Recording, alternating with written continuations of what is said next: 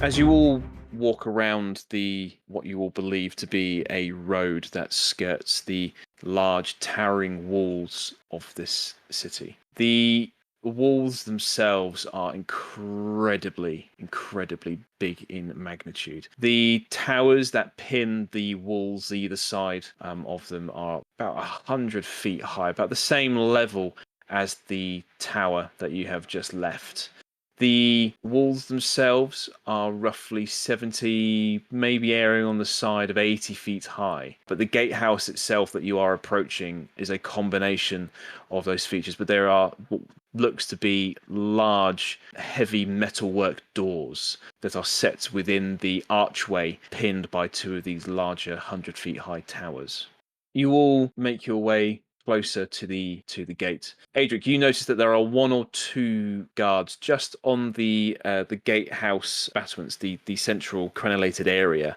One of them seems to disappear as the other looks eagerly towards your approach. You notice that there is another dwarf that comes out of the gate, adjusts themselves, and is awaiting. Okay, I will walk towards the dwarf.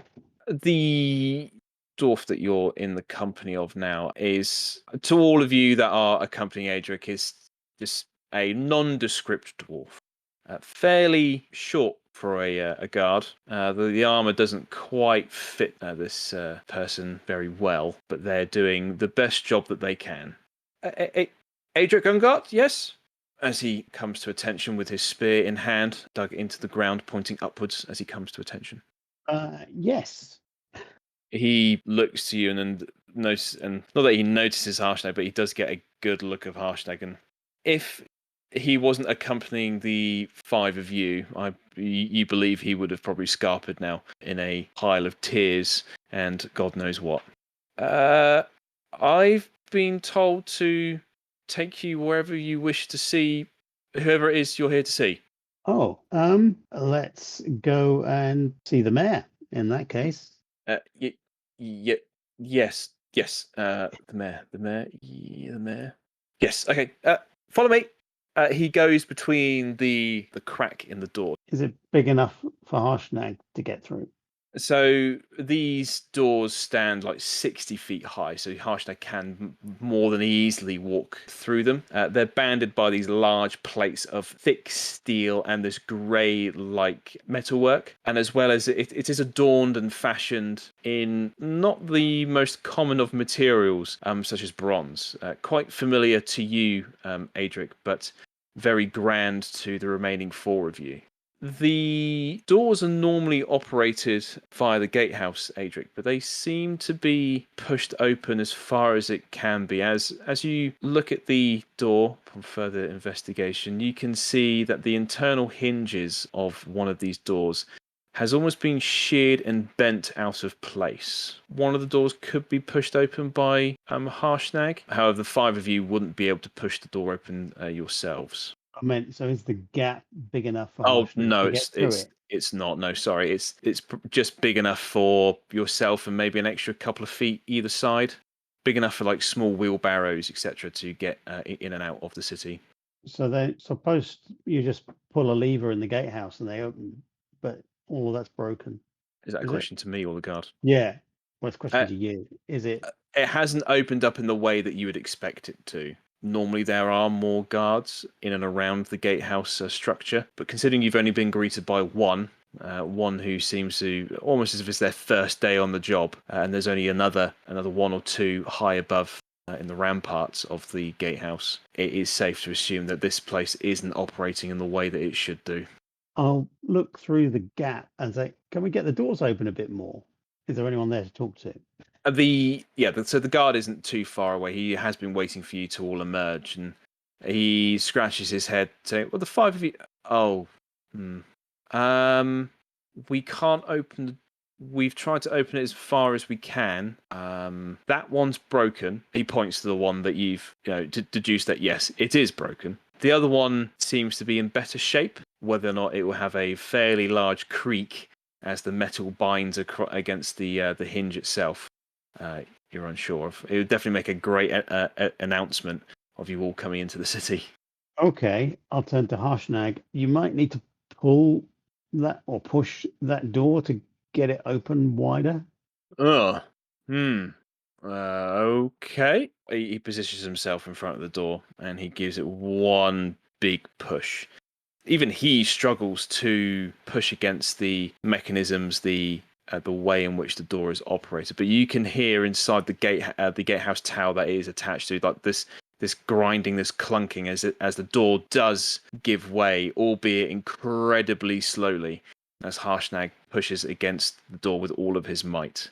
One step, two step, the divots that his feet are making within the cobble, the gravel underneath, you can see that there is some tremendous force that this frost giant is pushing against this door. But he does open the door fully, or enough for himself and maybe a couple of you stood shoulder to shoulder to get through easily. We probably don't want to open it any more than that. Do you want me to close it, Adrick? He scratches his head and looks at sort of some of the stuff. Not just yet. Let's go and see. You probably want to get out at some point. Indeed. Okay. Let's follow our friend here. The five of you, including Harshnag and your guide, you are on what looks to be the main central avenue of the city. As you cast your eye further down this large spanning road, you can see that there is the crest of what looks to be a blockwork bridge, and then just through the haze of the morning dew that is slowly being burnt from the sun that is creeping across the mountain tops of this valley that you are in, you can see, Adrick and others, the stepped pyramid, the temple that is within the main body of the mountainside opposite of the city. He is leading you to, Adrick. He's almost angled himself to go to what you were told was the General Guild building. That would be Area 3 of your map. Yeah, I'm following them. Okay, not a problem. Okay, so I'm just trying to get your map back up for a second. All right. For all of you that are that's taking in the environment, the scene around you, the city could be deemed abandoned if it were not for some of the smaller groups of dwarves that are within the alleyways around some of the smaller buildings that seem to be trying to do the day-to-day errands, even though the tasks at their hand would probably benefit from additional hands helping them. Overloaded carts, a couple of doors trying to pull carts by themselves. There are other tasks being done in the way of demolition. There looks to be a few large-scale areas left and right of the area that you're in. That have been just like completely and utterly crushed by something. And there seems to be some small operations by probably no more than 7 dwarves within a gang trying to clear and trying to stack materials, either just for getting it out of the way, so to clear the area, or to repurpose said material to rebuild other parts of destruction and toppled buildings. You all follow the dwarf, you all follow Adrick, and he's led you to what looks to be a fairly grand 3-story building. In and around the outside of this building are dwarves packing boxes, telling people, telling other dwarves what to do, going in and out of the small storage huts dotted around this building. Adrick, you would expect more people here. From the stories that your brother has told you, I think it is clear that what has happened has caused quite a large amount of disarray in the organization and what you would call the normal day-to-day workings of the city. It has now become quite a struggle. Okay. Are there any stalls, any shops selling food or arrows or anything useful like that? There is so you're just passing what would have been one of the main market squares. The industrial district was positioned closest to the gatehouse, but this looks to be one of the areas that has been hit quite hard, presumably by the fire giant attack that your brother described to you last night. There's a couple of small stores that are open, but again, they seem to be loading up wagons, carts, like handheld carts, pedal carts. And there seems to be like a very small stream of these groups of dwarves going down the main avenue across the bridge and then coming back as they turn sort of left, way off in the distance, almost like pinpricks that you can see as they go left, presumably towards more of the living quarters that you are familiar with. Almost like they're abandoning everything this side of the bridge. Yes. Hmm. Spanning across this bridge, by the way, is the blockade that you saw during the night. The torches of those 3 dwarves that, your brother and the other 2 dwarves that were climbed over as they approached the tower. That has been cleared for the most part, but the middle third has been pushed aside such that the carts, etc., can move freely. It seems to be moved aside in quite an organised fashion such that it can be put back. But in taking all of this in, you're all approaching sort of the main entrance of area of this 3-story building. Is there anything else that anyone else would like to do upon this approach? As I've walked in, I'm guessing we're all in the main. Is it city or town? Sorry, we're in. It's a massive city Cool. in its heyday, with all the buildings that would be in the places of gaps between townhouses. So this would have been a hustle and bustle, almost that to the city of Adbar that you left not too long ago. But with all the ruin, the rubble, the dust, there aren't enough dwarves maybe to fill a handful of the buildings that you are passing currently that you have seen thus far. Okay. When I said I was going to do something specific, I sort of changed song. Do you remember that song I did in Thieves' Cant? I do, yeah. So when you were outside the temple. Yeah. Yeah, okay. So you're trying to grab some people's attention, trying to maybe tease out or gain the attention of someone maybe elusive. I was sort of doing a way that it's more of like a soft hum, like sort of tone. Still singing and stuff, but it's more like because I imagined playing this like how you would traditionally play a lute, and it would be more fingerstyle, very light, so it doesn't like alarm anyone, I guess. But like I'll still sing the way I'm singing, you feel, with the lyrics and stuff. There's a few dwarves or groups of dwarves that look upon your party's approach in awe that they do get back to their tasks at hand. The fact that no one has ran away from you, Coco, or any of your party members, considering you're accompanied by a giant, it would be safe to assume that they've all been told of you 6 coming this morning. But you don't seem to grab too much of the attention that you want to try and approach someone to ask further questions. No, it's fine. I'll sort of carry on while we're walking, and that'd be pretty much it. Okay, not a problem. Weylin's going to kind of have a brief look around as he's walking with the rest of the party, just to see if there's anywhere that he could possibly get arrows. The only place that would have had, or currently that you've seen in this lower third of the city, this place is vast. It spans a wide distance. The areas that you have passed, you thought you saw a general store as the clank of a sign that would have been hung from its wall. However, as you turned to see further down the alleyway that it was adjacent to, its entire wall was completely and utterly busted in. There is still hope for you to get your arrows without Adrick making them for you, but you will have to ask someone for some directions to like a store or a general a warehouse of sorts, potentially, where you can get this ammunition from. Okay. I continue walking with the party. Bree, Loch, anything you'd like to do? No, I'll just be tugging along. All right, no problem. Same. Okay. I'll turn towards the party and point. So, like, there should be shops here. There should be places. It shouldn't be like this. There should be more people. There should be. I'll look at Weylin. Places you could buy arrows. Let's go on. The guard has now stopped outside of this building. There are signs that dot the outside of this building, but they all are in Dwarvish.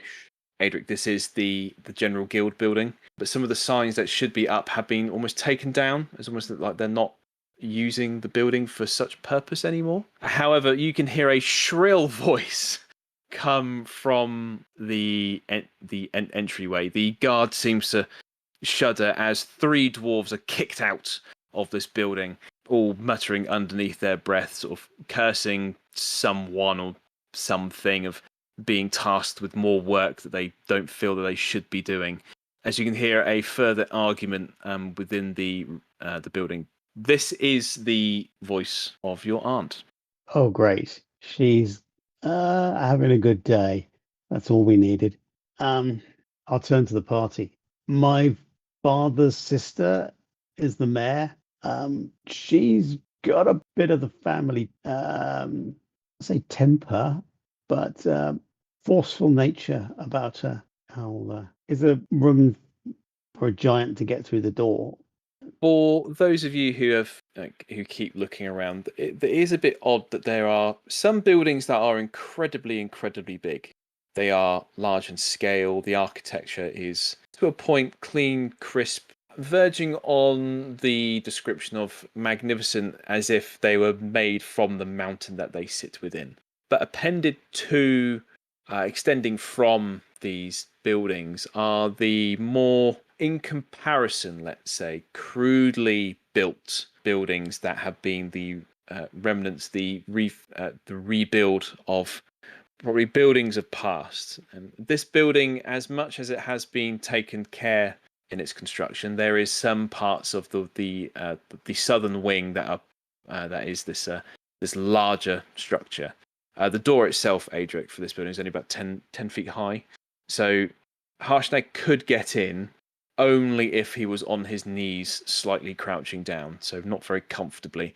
And even with all the furnishings that you would presume are still inside, he would cause quite a commotion. Yeah. So, because, this is one of the older buildings, but it's kind of been subdivided. So, okay. Maybe I'll see if I can persuade my aunt to come out and meet you. Is our guide still escorting me, or shall I just walk up the steps? He's just down at the bottom of the steps. He's taken you to the place. He's not really showing any intent of going within the building. He's a wise man. Okay, I'll head inside the building. Okay. You go through. Is anyone else accompanying Adrick, or Adrick, are you going to try and bring them out and you've asked everyone to wait? So I didn't quite get that. I didn't specifically ask everyone to wait. I just said I was going to ask my aunt to come out. Okay, not a problem. You're at the door. You can see that there's like a double door kind of approach to this corridor, and the corridor opens up to the main hall of what would have been this large scale office for operations, etc. You just see a book hurtle towards another dwarf as this dwarf just starts throwing abuse, presumably at your aunt, as you hear a shrill voice. And in Dwarven, you hear, "I told you that goes here, this goes here. There's too much to sort out. Get your act together. If not, get out. I'll do it myself. My husband can't do it. You can't do it. You're all useless." And she just goes on a tirade against this other dwarf, as the dwarf does try and, pick up the pieces of this thing that he supposedly done wrong, but he does look like a beaten person. Do I recognize them? You do not. It's kind of hard to tell who is remaining within this city. There have been a couple of familiar faces that you've seen that you would have linked with the group of the clergy, like the lower levels, those that would have stayed within these the seminary, who wanted to be like priests, etc. But they're doing completely different tasks now. One or two of the dwarves that you saw in the gangs of doing the demolition and the reconstruction were from what you would have thought were like the holy people of the city. Right. I'll pause in the doorway. I'm going to do a full mental shift because I am no longer Adrick who left here a few months ago. I've been traveling. I have seen things. I have had successful combats. I can deal with this. She is just my aunt, but yeah, okay, I can cope with this. I'm not going to hesitate and be apologetic. I'm going to walk in and say, "Good morning, Lady Mayor." She seems to judder as she hears your voice, Adrick, and she slams a pile of books on the table that she is near. With quickly glancing through the room, Adrick, this place is an absolute disarray. Not from mismanagement, as if someone's like pulled out all of the filing drawers, etc. It almost seems they're trying to find things to bring and pack and stow away. She turns wide-eyed and just exhales, and it's true. It's true, you're back. As she just seems to prop herself up onto the table as she starts to just sob. I am somewhat taken aback. I have never seen her crumble before. I will walk towards the table and wrap my arms around her. You kind of feel her sort of almost have like a bit of unease as you give her your embrace, but she does receive it. Adrick, we thought you would never come back. Why didn't you come back sooner? As she looks up towards you, just tears down her face. Your uncle he's fine, but it's been a struggle doing this all myself. Your brother, your sister, they've been doing their best, but father, the lazy oaf. Are you here to help? Have you come back? The city needs the inhabitants back. I was sent away, remember that. But yes, I've come back because we've got questions that can only be answered here, and it might be that I can help to restore people or try to restore people who've been taken. But come outside, come meet the rest of the party I've come with, and then leave this and come talk to us about what it is we need to do to sort the city out. And we can tell you about what else I've seen traveling around Faerun in the past months. She grips one of your arms with her hand, like your bicep, as you're reeling off all this information, and she replies, and she does wipe away the tears from her cheeks, etc. And said, "Some of the family did not agree with what was done to you, Adrick. If we could, we would have stopped it. But you were adamant that you wanted to right a wrong that we all knew. Well, most of us knew. You did not do. But you say you have friends?" Yeah, they would be quite so surprised by that. Come and meet them. Some of them you may find unusual. Oh, let's face it, all of them you'll find unusual. But they are all good people. Well, mostly. Anyway, come and meet them. Yes, of course. She neatly sort of just restacks this pile of books to make sure it doesn't fall over, considering the unevenness that all this paper across this table surface is making. And she accompanies you outside. As she emerges through the doorway, she sees all four of you with you, Adrick, and Harshnag sort of just ever so slightly off to the side, completely out of place with like the size of your party members, Adrick. Oh, you weren't kidding. Your brother wasn't kidding. Oh, Adrick, you know I can't. I only speak Dwarven. All of you have no idea what this woman is saying to Adrick. Adrick, as much as you were taught common, etc., that side of your teaching came from your grandfather, etc., trying to presumably making you more of a well-rounded inhabitant of the city compared to the more common dwarf that lives here. Okay, so I'm going to have to translate. Yeah, I would have. Okay, that makes greater sense. But right, so I will say to my aunts who each person is as I bring her to them. Okay. Okay, and I will say back to the person concerned. Yeah, okay, I am telling her who you are, and that's about it, really. Unfortunately, she doesn't speak common, but this is my aunt, my father's sister. Her name is Renna Fireforge. She is the mayor. Her husband runs one of the mining teams. But yeah, she is a force to be reckoned with in the city. Weylin gives a little bow. She bows back, returning the gesture. She greets you all with some degree of hesitation, but she seems to be rather intrigued by all of you. She does give you the up and the down, just trying to get like a grounding for who you may be and what may be sort of unfolding outside of this building that she runs and she does her day-to-day job from, whilst listening keenly to her nephew as he describes hopefully good things about you in Dwarven to her. What else will there be? I will come to Loch last but one, and say, okay, this is Loch. He has a mission. Oh, actually, all of us have a mission to try to rescue former companions of ours who have been captured by giants. But Loch in particular has been given a almost supernatural charge to go and rescue people who are in trouble. She's taken aback by this. She sort of, you have that familiar furrowed brow as she's taking all this information in, and she casts an eye up to you, Loch, and back to her, and back to Adrick. What do you mean by supernatural? This city's been through enough, Adrick. We do not need anything else brought within these walls.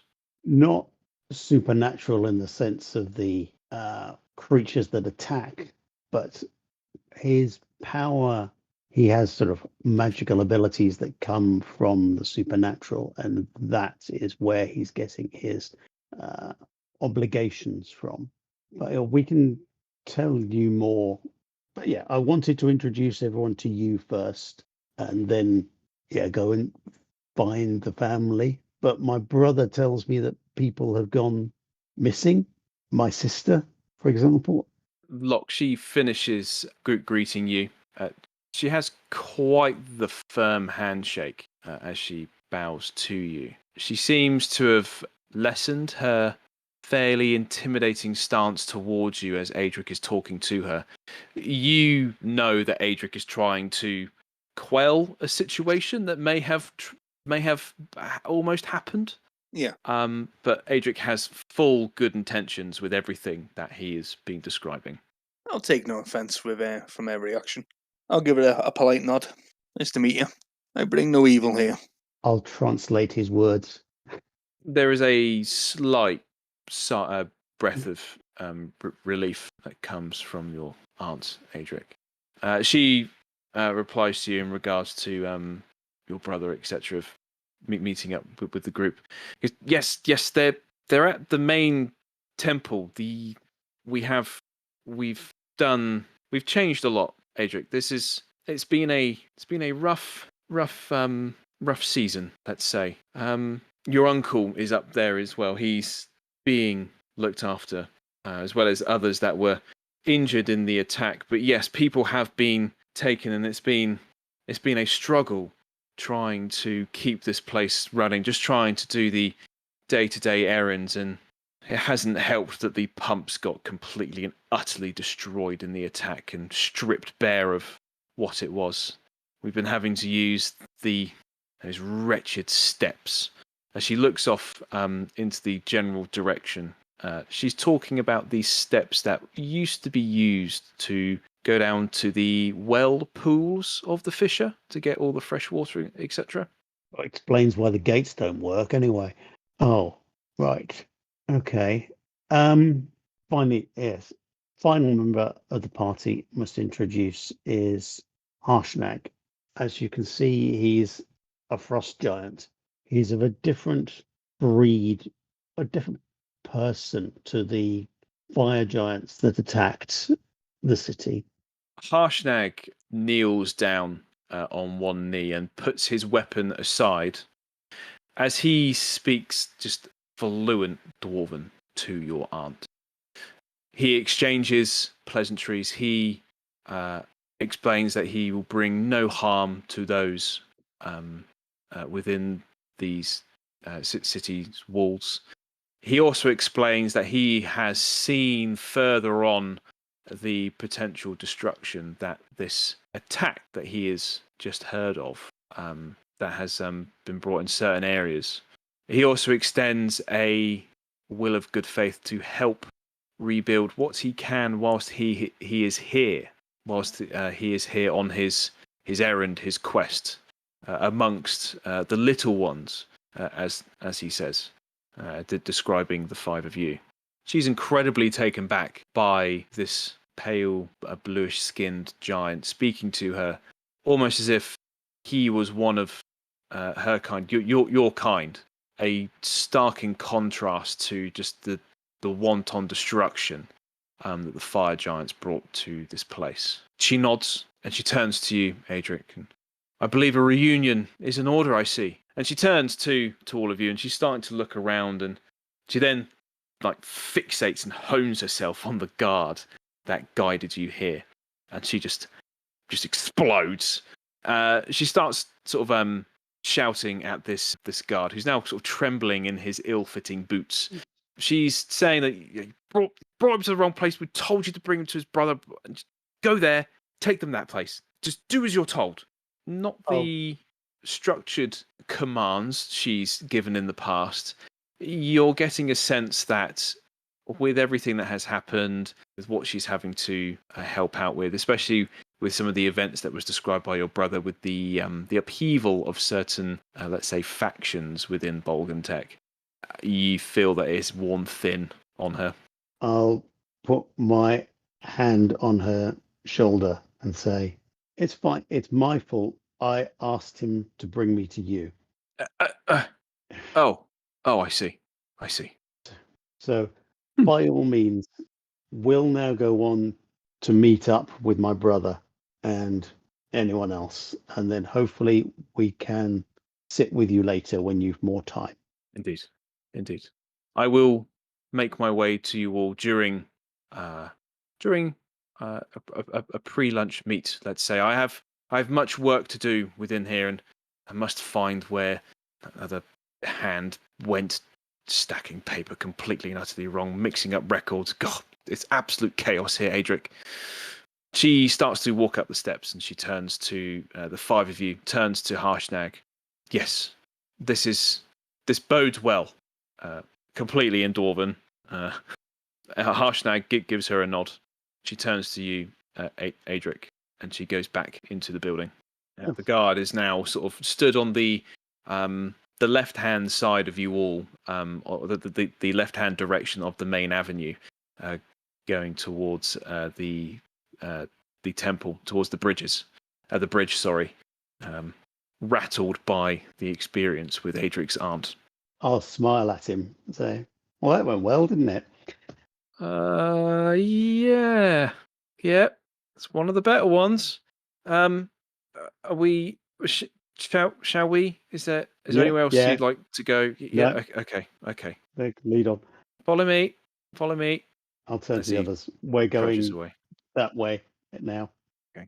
Just to give you all a bit of a sense of bearing, you've all entered on the west side of the east side of the city. You're now going east to west. The temple is set within one of the larger mountainous sides of the gorge that you are in, this large valley gorge that Bolgrintek is nestled within. The city in length, with where the tower was outside of the city, walking towards the gatehouse, it would take someone roughly a good 45 minutes, especially a dwarf with the stature that they normally are on average, but for the likes of the taller persons here, so Bree, Loch, it would probably take about a good half hour, a good power walk to get across quite comfortably. However, with the size of some of these buildings and just taking that distance in, this temple, this bridge that you are approaching, some of the buildings that are nestled within the complexes of other smaller dwarven-sized buildings, homes, shelters, structures. It's almost as if this area was just plonked on top of something old, something original, and potentially forgotten about. But you are all now at the blockade. But it isn't blocking. It's not. No, it's not. Adrick, sorry, just a real quick one. Swap areas 3 and 4 around on the map. Apologies, I've looked at the wrong one. Just to let you know. Sorry. Probably throwing you off a little bit there with my description. Apologies. Oh, that's all right. So which building were we in? You were just in building 4 of the map that I've made for you, or Oh, yeah. I've labelled up for you. Oh, no wonder. That explains why the back end of it's missing. Okay, fine. Yeah. So, yes, I just flipped the other side So of you're the road. you're approaching area 6 now. Yeah. So there's big piles of rubble and stuff either side of us, but we can walk through. Yeah. So normally around this feature, you would expect quite a lot of the populace to hang around, to live within, to do their day-to-day businesses, etc. But quite a large concentration. And again, just to reiterate, that concentration has now been watered down. It's dwindling. The blockade is managed by a rudimentary ragtag band of Dwarven guards, and some acting as almost like checkpoint clerks, just taking notes of what's being brought in and taking notes of those that come back through, just to ensure that progress is being made. The 6 of you approach. They all look to the 5 of you and then look up towards your 16, 17 feet tall comrade. They halt all movement of carts, wheelbarrows, trolleys, dollies, etc., making way for the 6 of you to walk through with your escort. Yes, so as you are walking over now the start of this bridge, the craftsmanship, the way that this has been positioned, the way that it has been constructed, completely blows the construction, the handiwork of the dwarves and their small structures out of the water, or completely out of the gorge. The quality of the brickwork, the blockwork, the flagstones, even the parapets that seem to mould into the deck of this bridge is just unparalleled. For those of you who are just trying to investigate this a bit further as you're walking across it, unless you scuff your foot across where you think a seam of blockwork is making up the deck, you can't see the seams within what you presume is a greyish marble material, just showcasing the craftsmanship applied to this bridge. And as you walk across to the end of the main bridge, to your left, you can see what would have been a structure of mechanisms, pulleys, valves, pumps. There's pipework that goes down into the fissure that you have just crossed over. That being the grand fissure that you've been walking alongside as you've been going through the gorge path. Just completely and utterly destroyed, ripped, pulled apart, and with just the sheer amount of force and energy, just the destruction that was applied to this area, that it's almost as if it's still smoking. There's this faint wisp of smoke that is still coming out of this area. There are those around trying to salvage what they can from this area to potentially be used somewhere else to fashion other means of mechanisms or tools or any other sort of use for this material. And the carts that you notice these metallic parts stacked up high on, they are going back towards the area that you had come from, but going more north of the city to where you can just see these are smokestacks pushing out black sooty particulate into the air, presumably a foundry of sorts, as they potentially would be resmelting all this material. Are you all continuing? Is there anything else you would like to do on this short journey? It will take a good sort of another 20 minutes to walk the rest of this path. There's nothing else to do other than admire the scenery, is there? Just directly north of the pump house, Adrick, is the entrance to the upper mines, which do seem to be in operation to a point, but there only seems to be the odd 1 or 2 mine carts coming out of an area by 1 or 2 dwarves pushing them about. Not the sheer scale of operation that would have been there prior. It's quite stark. It's quite apparent that this place just isn't being used anymore. Well, certainly there's been a lot of disruption, so scaled back on operations, but I'm struggling to see how people are going to survive here. But okay, let's keep going unless someone wants to stop and look. I'm keeping an eye out for anyone I recognise, by the way, as we're walking. Okay, sure thing. Just looking over your extensive list of names that you've given me. Right, trying to find one you can pronounce. Oh, yeah. Unfortunately, you do not recognise anyone that you would by name, but there are faces that you do recognise. But again, they have a different job, a different almost trade of sorts now, as if they've just picked up what they can and are helping wherever required across the city. You have all now approached the low end area, the ground outside the stepped temple, this grand structure, a structure that is almost in a way being carved from the mountain it resides within. As you all start to go across this threshold, you all get a sense of, in a bad description, but a sense of levelness. The ground that you are walking on has everything looks just accurately flat, almost as if someone or a group or a construction guild would have done this level of craftsmanship. It would have taken them probably a good week to lay the size of stone that you are walking across until you see a seam or a joint in the blockwork within the slabs. And as you approach the main entryway of the temple, this blockwork seems to then bleed into the foundations, the outer base of this temple, and then just travel up. The striations, the coloration, the way that this almost granite marble-like stone just weaves in and out almost seamlessly into the main body of the structure. You can see within the main archway, the main entrance, there are no doors, but this entranceway dwarfs that of some of the other buildings that you've seen on a sense of scale comparative to the larger buildings here. But Harshnag would comfortably walk through wide power stance right through this doorway. In the main, at the end of this corridor that you can just squint and see through, you can see that there is a main chamber, and centered within this chamber looks to be a statue of sorts.